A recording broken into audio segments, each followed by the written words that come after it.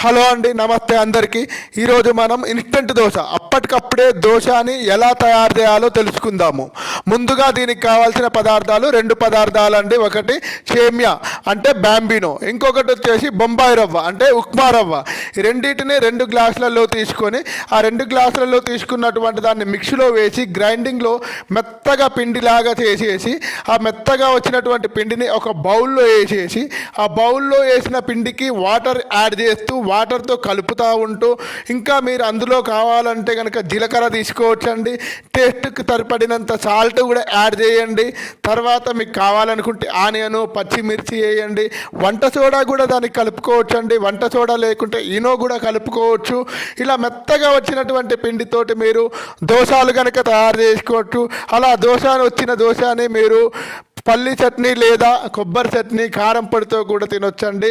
మరి టేస్ట్ అయితే వేరే లెవెల్లో ఉంటుంది. మీరు కూడా ట్రై చేయండి ఇలాంటి దోశని. టేస్ట్ ఎలా ఉందో కామెంట్లో తెలియజేయండి. థ్యాంక్ యూ, ధన్యవాదాలు.